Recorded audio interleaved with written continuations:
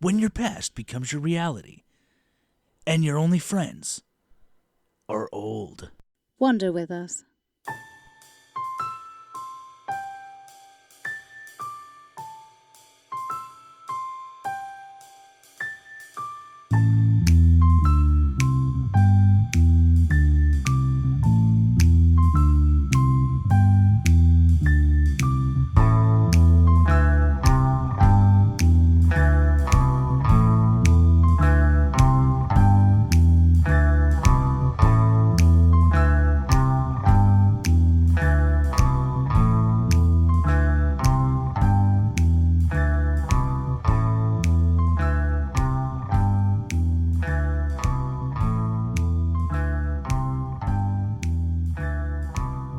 I'm Bethany, I'm Connor.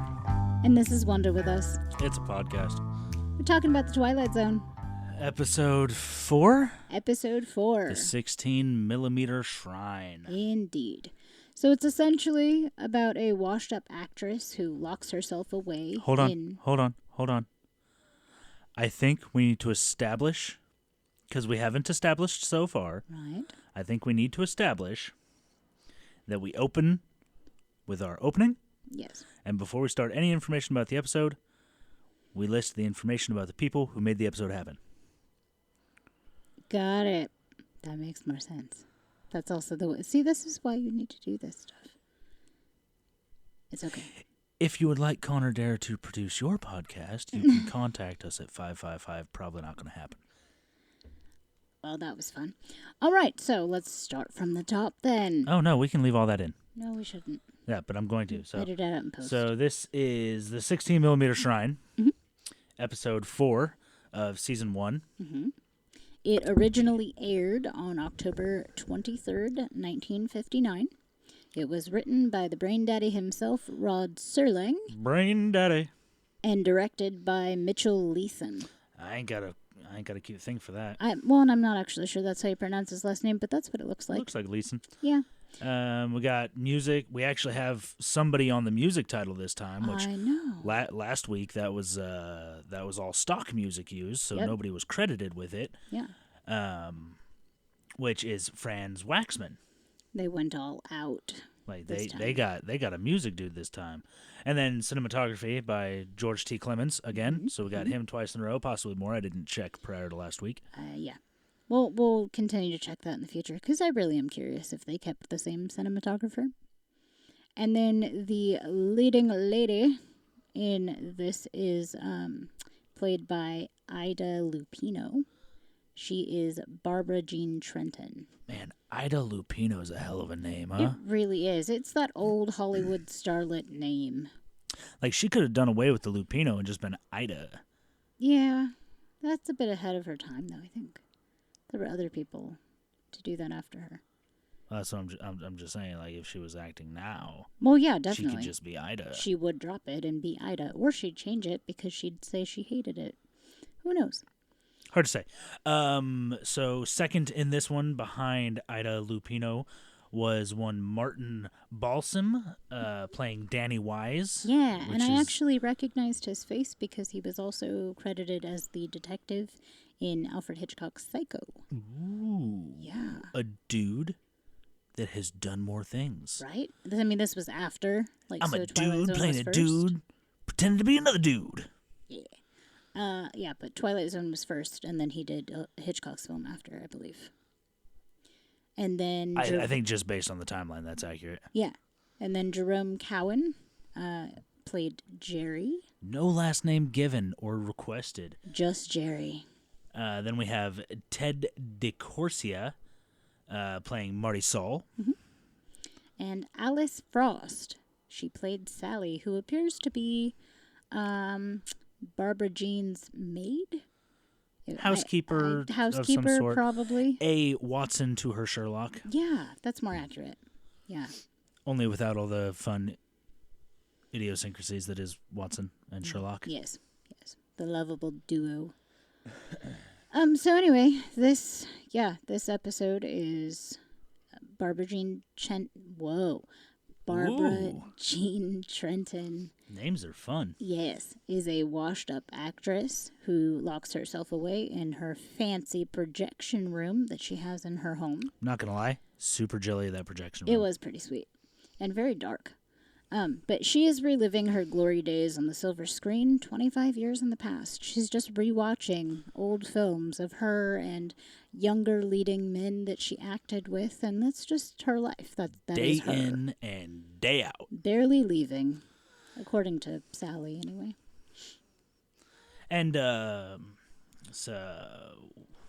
words are fun. Danny, her agent. Don't fucking point out my ums. I'll start pointing out your I'm likes. trying to help. It's not helpful. M. To the point, because this is a lot of editing. I'm leaving all of this in. So Danny Wise, who is our leading Barbara's agent, it would seem. They don't actually give us a specific title for any of these people, so we're using context clues to guess on the relationships here. But Danny appears to be Barbara Jean Trenton's agent. Longtime agent. Who is routinely coming in and checking on Barbara and trying to get her out of the house and out of this routine of living elbow deep in her past films. Yeah, and trying to continually talk sense into her very, very sick behavior. And he's the first one to kind of bring that out. I think he actually uses the words, word "This sick. is sick." This is sick. You're sick, honey. That's what he said. And, he's very forward about it. And so I liked in particular, so we see the opening scene here is when Sally comes in to bring, I keep wanting to call her by her actress name, but to bring Barbara her coffee. And so the projection is playing an old film that she was once in.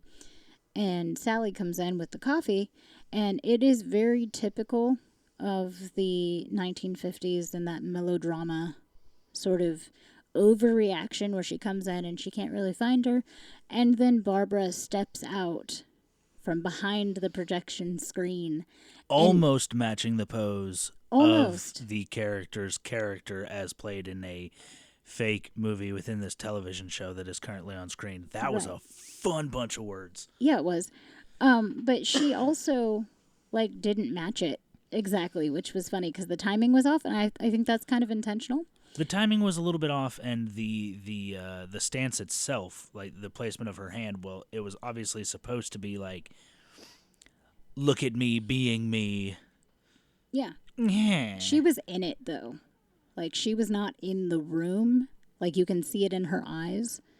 Even though the timing was off when she stepped out from behind the screen, she was she's a million miles she was away. living it. And it's great because, you see the actress in the fake film on the screen doing her movements, and then you see Barbara doing her movements, but she comes out with her hand at her throat. Not over her mouth. Not over her mouth sliding to her throat, but directly over her throat. And then it flashes back to Sally, who's holding the tray and is startled by this, as anyone would be coming into a dark, flickering room with a lady having her hand around her throat. That's a weird thing to see. I feel like we were raised in different households. So Danny, that was another Yes. Danny, the seeming manager or agent really.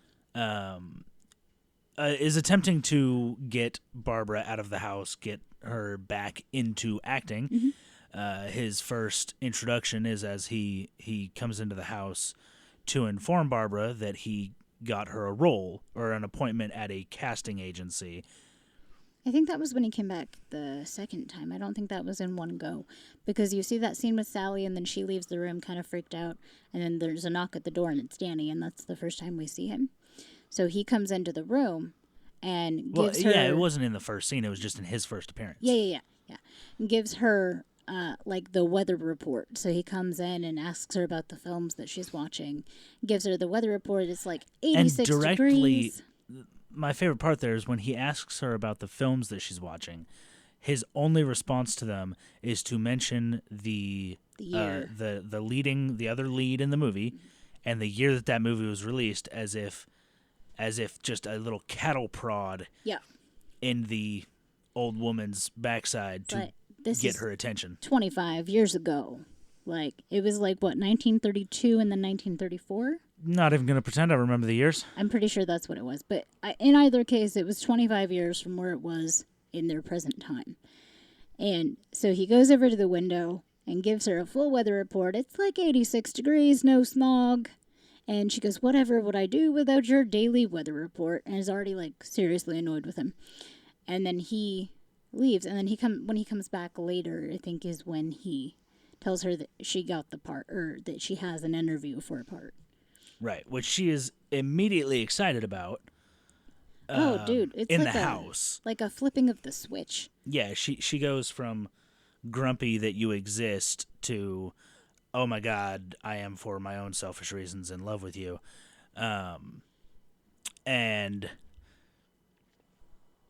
I think the next scene we see is her dressed like a porcelain doll. Yeah. Walking into the casting agent's Oh office. my gosh, can I talk about her outfit? Oh, really please talk about something, because I have nothing to say about this. I mean, the fashion has never been a thing for me in general. I don't care about fashion. But the fact that she dressed up for, typically you dress up for an interview, look a little nicer, wear something you don't normally wear. But chick was in, like, a super standard, like, lacy. She looked like a porcelain doll, had, like, a headpiece on that had, like, flowers and the birdcage veil that came over her eyes and the gloves and the handbag. Like, she was it. And, like, ready to show herself off. She was dressed like 30s hussy wedding Barbie. Yeah. 40s, maybe? They're not clear on the time of the actual. I was talking about the aesthetic of the dress. It's fine. So, fashion's fun. No, it's not. And then, yeah, so she comes into the casting agent, or the casting office, to be told that there's a role for her.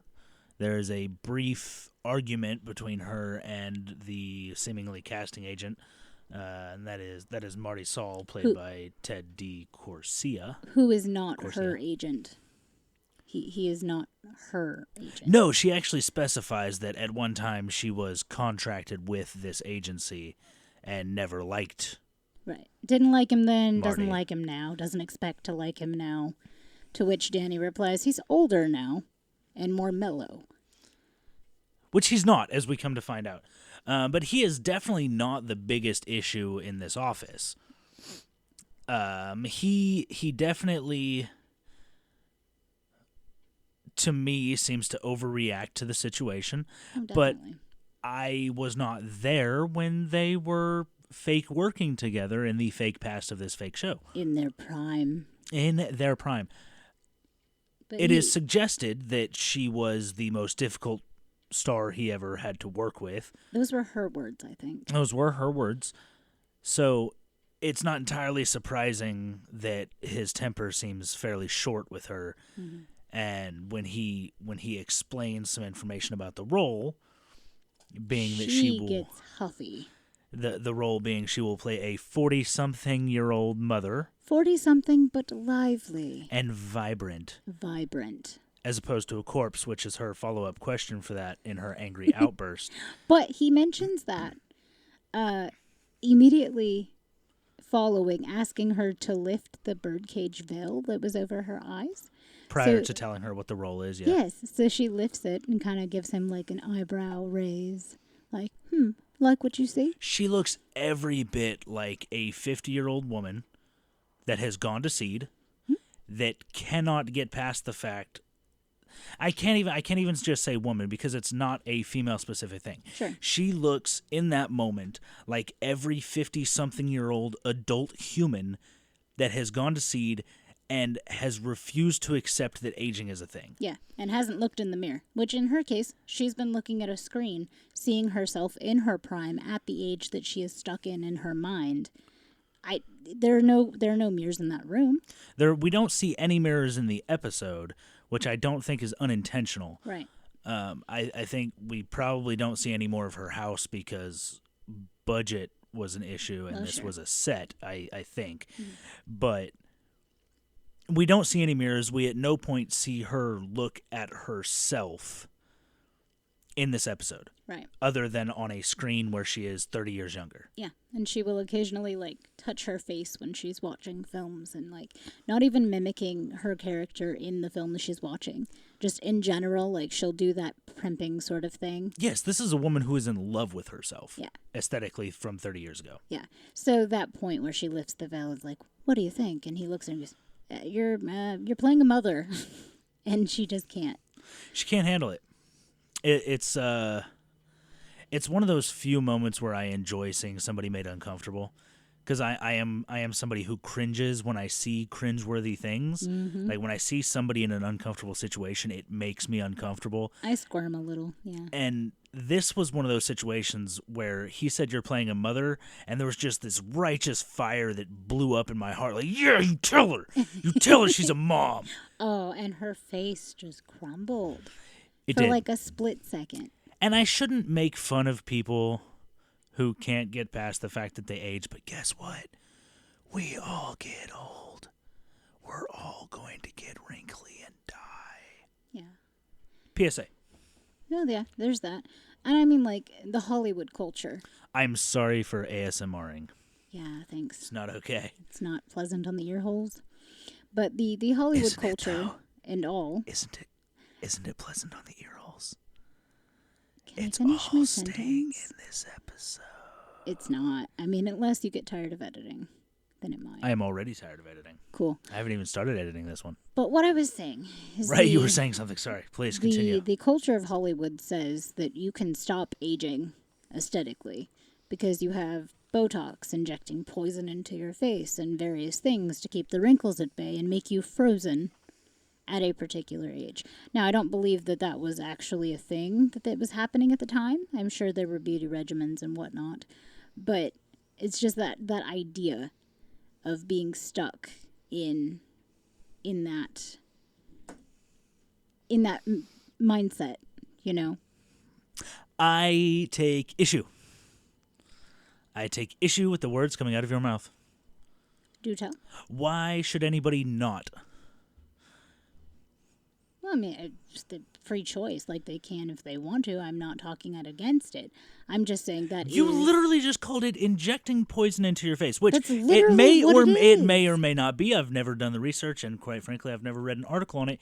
But the fact of the matter is, we as people do far dumber things than try to make ourselves look younger than we are. I'm not saying that in and of itself is inherently a bad thing. That's not what Aren't you? I'm saying. I'm not. I'm just saying it is a practice that happens. It is something that is available typically in Hollywood, or at least that's where we hear about it with the stars and who's gotten work done and who hasn't, and the rise of plastic surgery and Botox and all of these things. Like, I'm not saying it's bad. I'm just saying it's there. So that people like Miss Barbara, who are terrified of aging or not even accepting the fact that they are aging, when they do look at themselves in the mirror, they have options available to go and take care of that and fix what they don't like. Okay, what's your point?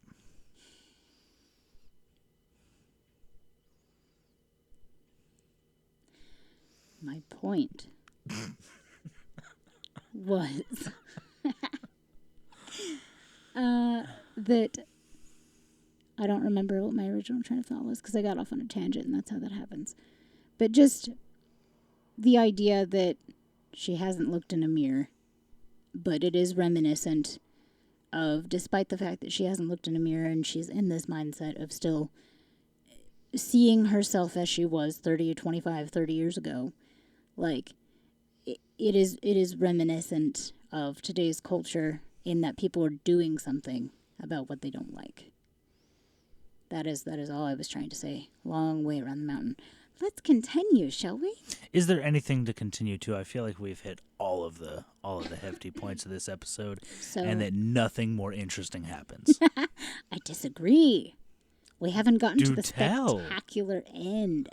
So she gets all huffy, she leaves, and she gets back to the apartment, and then she and Danny have a very interesting conversation in which she is in passing acknowledging the changing of the times without really acknowledging it, because she mentions like rock and roll and all of these things that are like current to their time.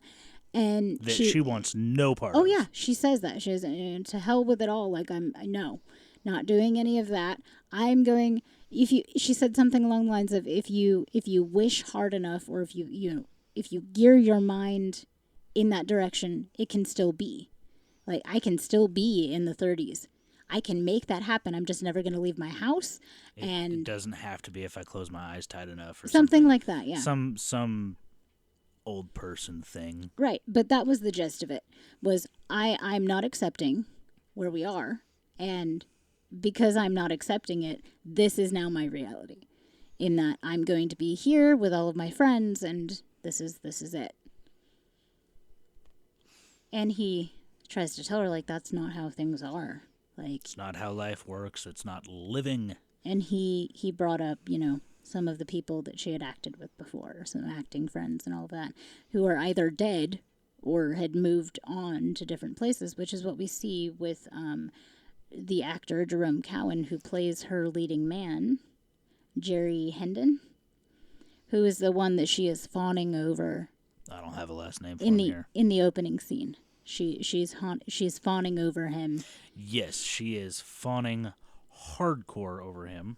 You had mentioned that she was being humble in that statement that she had made when we first see Danny. I need to know what statement? When we first see him, and he's giving her the years of things, and when he says starring Jerry Hendon, and as your co-star. Co-star Jerry Hendon, and her response is, "Oh, darling, he wasn't my co-star. He was my leading man." Yeah. Or something to that effect. Yeah, feigning being humble.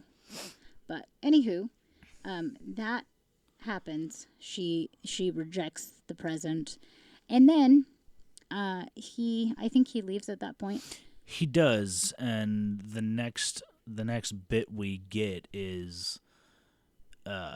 It seems to be some time later, as you can almost see the stink lines coming off of Barbara as she sits in that chair, staring at herself on a projection screen. Chain smoking, mixing all kinds of drinks, drinking all day. That's just what she does. So we see her in her room yet again, trying to metaphorically crawl into the screen. Mm-hmm. Then we get Sally as Danny shows up yet again to speak with Barbara, and Sally informs him that she doesn't know how Barbara is because she doesn't see her anymore. Yeah, she hasn't left the room. Her bed isn't slept in, and makes the comment, I don't want you to think I'm going crazy or I'm losing my mind, but I swear sometimes when I go in there I see her on that screen. Yeah. And like any sane human, Danny informs her, don't make a big deal out of nothing. I'm going to go talk to her. Right. It's fine. You're probably just overreacting because you're female. And I'm going to go talk to her and make it all better. He does not say that. Filthy feminists. Yeah, so he goes in and he talks to her, and again, he doesn't really get anywhere with her. He doesn't actually go in. She cracks the door. Oh, that's right. She doesn't actually let him in. He doesn't answer. Yeah, she doesn't answer the door. He's knocking at it. So when he comes out and she tries to make him go away, that's when he tells her that an old friend is coming to visit. Yeah, and I hit that T real hard. You did, and she then says, "Well, I'm not accepting visitors," and then tries to go back to her room. I'm not accepting visitors this year. Was it this year? Yeah. That's great. Yeah, so she says, "I'm not accepting visitors this year." And then he tells her who it is. And wouldn't you know, it's the one, it's the only, it's the captain hat wearing, terrible pencil mustached Jerry. Jerry Hendon himself. The dreamboat. And at that, she does a complete 180, right? And he's in town, and Danny informs her that he's in town on business. He ran into him at a hotel, and he'll be over soon. He ran into him at the hotel. Oh. Which I don't know what the hotel in Santa Monica in the 50s was. But it was the hotel. But it was the hotel. Right. He ran into him in the hotel. So, yeah, he comes over and first of all, when she hears that it is the Jerry Hendon, she says, "Oh, I must look terrible," and she runs away to go get all dolled up and pretty. And the next time we see her, we see Danny first, and then she comes in all of her finery. You can tell she's really, like, she probably took a shower for the first time in a couple of months. She is so excited to show off to Jerry. Yeah. How perfect she looks, how much she hasn't aged. And she spins around, and the music is amazing. Yeah, let me pull up a real quick. Mr. Franz Waxman. Quick note on Franz Waxman. He German American composer. I don't know anything about the man. I know that I know two pieces of work that he has been a part of. Which includes Sunset Boulevard from 1950, in which he also composed and conducted the music in, and this episode, the 16mm Shrine of the Twilight Zone. Other than that, I've never heard of him, but based on this episode alone, I'm guessing there's some really good composed music out there with this dude's name on it. For sure. Like, it is subtle. It stays in the pocket, and it does what music is there to do in a show. All the keynotes, like when dudums and shit. Holy God, babe. Yeah, you're welcome. When Barbara turns around, and she looks across the room and sees Jerry Hendon for the first time. Because noted she's been seeing him in film from 30 years ago. I think it was actually 25. Doesn't matter. Give or take 5 years. Many years ago. Handful of decades ago. Looks over and sees him. And it's just her face. Dear shock. God, does he look bad? He has not aged well, and this is Connor speaking. Their makeup person, whoever it is that isn't credited on the episode, did a great job of making a fairly young dude look old and gross. Because he was old and gross. And she cannot handle this as reality. She asks him, she tries to be polite initially, and then it's been a handful of years, and I expected you to be here in your uniform and all of these things. In a white coat with tails. Yeah, that. We always remember what we remember. We expect what we remember of people, not what they are. Right. Just slinging insults at this man. She's feigning politeness in the beginning, and then it goes downhill into, like, backhanded compliments and such. And then she asks him, like, what he's doing, if he's still in film, if he's still, being active. He goes, "No, I retired many years ago, and now he runs a chain of grocery stores outside of Chicago." Like, he hasn't been in the biz in a while, and he is retired and looks it. My favorite part of that interaction is when he says he got out of the business. Her response is, "So you're not acting anymore?" He says, "No." "Well, then what do you do?" Yeah. Like, it is just this complete mix of disgust and uncomprehension. Yeah. She can't that I feel like really, really shows it's a small moment that shows us a lot about Barbara in that moment. Mm-hmm. Not that we needed to know much more about her. It was done really well. So, her not being able to handle the truth freaks out, makes them leave. Does Danny leave at that point? Does he also leave with Jerry? Yeah, she kicks Jerry and Danny out at the same time while she's crying into a wall covered in photographs. There you go. There's that melodramatic amazingness that I love so very much. So then she, again, locks herself in her projection room.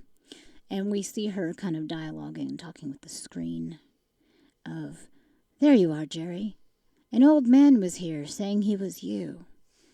And she's just going on about that encounter and how she wishes that she could be back there again. I just wish I could be up there with you, Jerry. Yes. Jerry! I'm really enjoying this, by the way. I'm enjoying you filling in the blanks with actual lines. That's amazing. It makes me so happy. Sure. So, yeah. So she's, Just would like to clarify, I'm not claiming that any of these are direct quotes because I don't know for sure. I'm not saying the direct quotes either. I'm just saying you're pretty well nailing the idea that I'm just talking over, and I like the drama here. That's what I'm here for. It's good. So she goes into this thing of how I wish I could be up there again. I wish, and then the viewer sees the screen that she's watching blur out. And the music rises. And then our screen blurs out. Do. And it fades to black. The music continues softly over the black screen. Can we stop with the ASMR, please?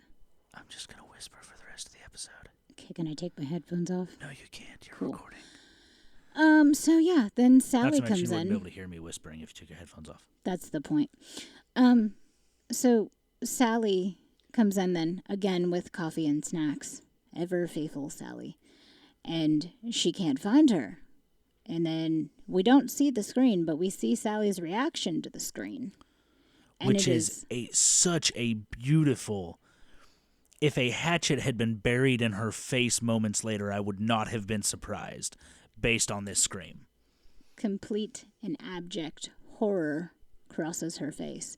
And then she lets out a beautiful, blood-curdling scream. Just can't handle it, drops the tray, runs backwards out of the room. Those dishes looked like they cost more than my car. Yeah. I don't understand the point of fine china. Well, I don't care about that. I just mean, like, this chick needs to be fired. She just broke a lot of money worth of plates. Yeah. But it's okay, because she can not have to worry about that soon enough. Say, she's out of a job now, and that's what matters. Mm-hmm. So she backs out of the room, and then the next scene, Danny comes back over. He's visiting a lot.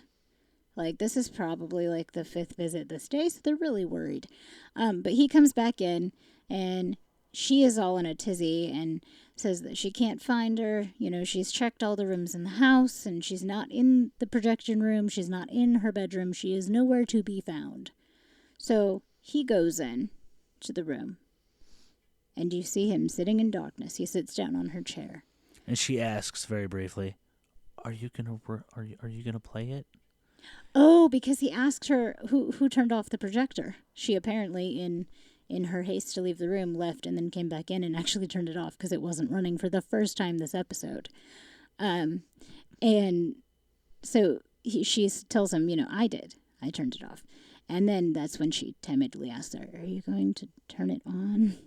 And he does.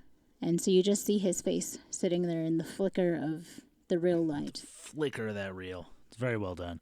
They chose a great place to put that chair. Yes. And then you see Barbara, like, walk out on what we find out to be her, what was it? The entrance room? It was the foyer, the front door, little room with the stairs going up, the projector room off to the left, and unknown rooms off to the right and back. So in the foyer, she is walking. Do not correct my bad French. She is seen walking up the stairs, or she's on the landing at the top, and all of her actor buddies that she had acted with in various fake films that she has seen repeatedly throughout this episode. You can see the backs of them walking in. As they walk in the front door of the house. And kind of disappear up to a room past the staircase that we can't see. And But before they disappear past, they actually stop at the steps.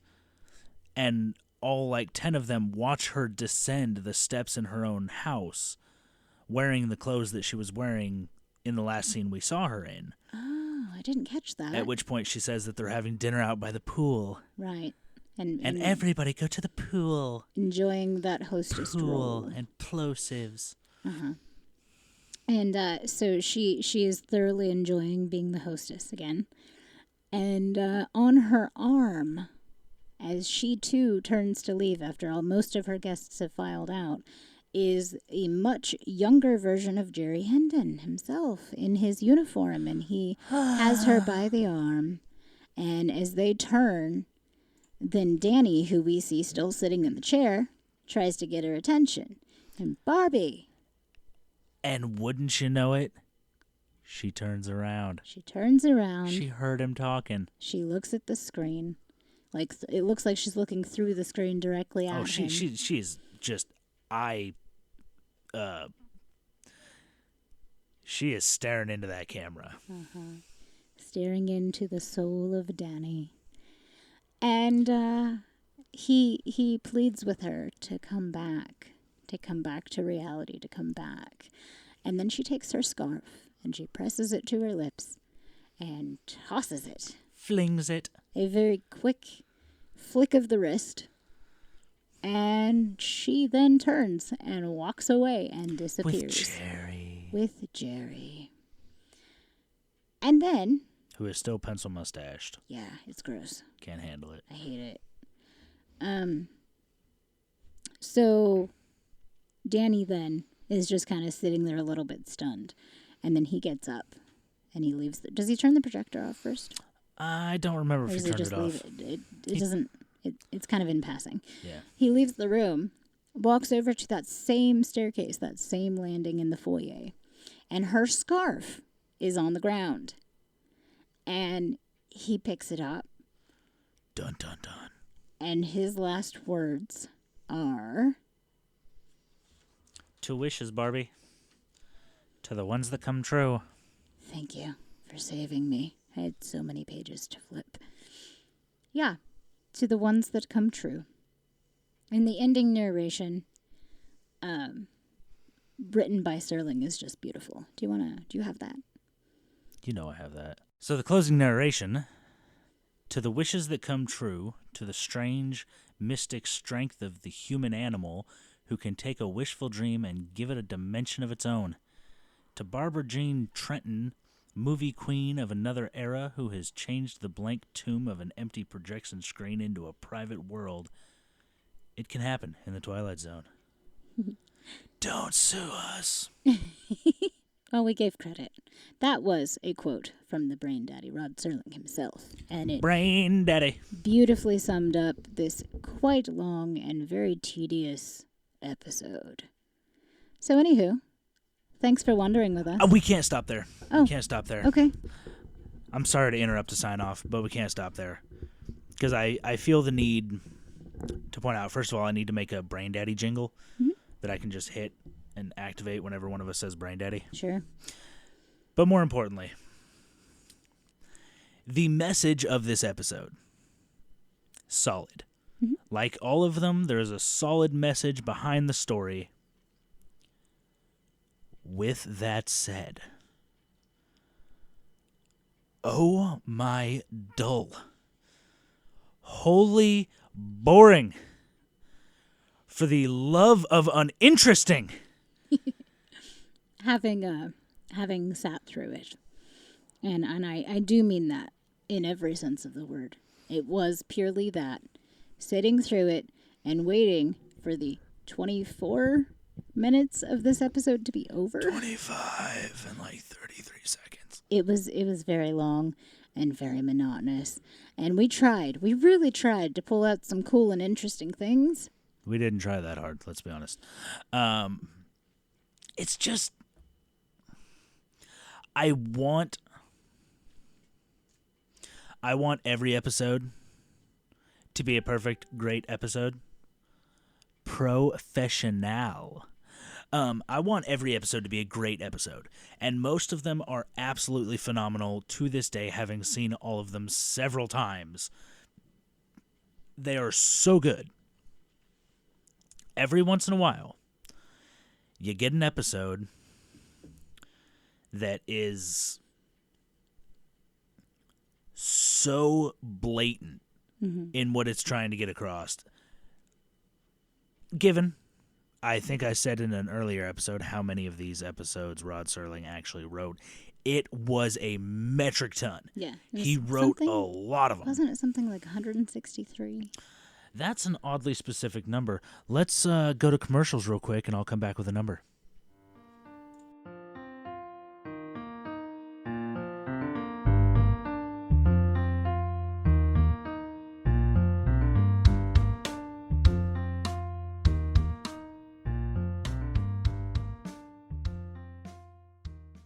Welcome back. It was 150 episodes. Yeah, 150 episodes. Over 150 episodes in the original run. All of which he wrote.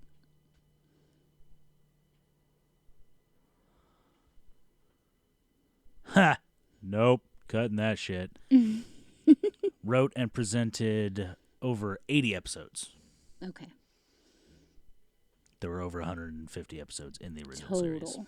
And he wrote and presented 80 of those. 80 of them. So you write 80 stories, Mm-hmm. even 80 short stories. There's a moral or a message in every one of them. You are bound and determined by the law of large numbers. One or two of them is going to be a little dull. It's going to be a dud. And I wouldn't even go as far as to call this one a dud. What I am going to say, without a shadow of a doubt, from a fan who is jaded, good God, we won't be missing anything if this one disappears from the vault. Yeah. Yeah. And I mean, it's not even really about the acting, because the acting was as expected. Acting was good. Acting was solid. Acting was good. Cinematography was good. Production was good. The message of the story was good. Solid. It's just, we've heard it. We've been there. It is one of the oldest stories. It is one of the oldest messages. And that should not be enough for me to be this irritated, because realistically, there's no such thing as a fresh story. Yeah. They've all been done. They've all been rehashed and redone. But I mean, comparatively speaking, because this is the 4th episode, the other 3 that preceded this, I mean, acting was still good, production was still good. It's just, I don't know, and I understand kind of where you're coming from with the confusion about the irritation regarding this. It's just, I don't know. I think it's one of those things that's kind of been played out so many times that even though these are actors that I, for one, was just introduced to having watched it for the first time, like, it is the same. It's more of the same, done in a slightly different way. But yeah, I don't know. I would be okay not having to sit through this again. Well, we don't. We don't have to sit through this one again. What I'm saying is I'm glad it's over. I'm glad that we are wrapping this episode and moving on. That's not to say there may not be others similar to this in the future. There will be. But, you know, I don't know. I'm glad this is over. So next week is going to be Walking Distance. Ooh. Which I am quite fond of. You did say it was one of your favorites. It is one of my favorites, along with Time Enough at Last. But God, we got a little time before that one's going to come up. Mm-hmm. But I'm looking forward to next week and seeing the differences. And we're not going to compare one episode to the other. Wouldn't be fair to the show. Not at all. So I'm gonna end this by saying I'm glad this is over and I'm looking forward to the next one. So thanks for wondering with us. We'll see you next time. Cue outro music.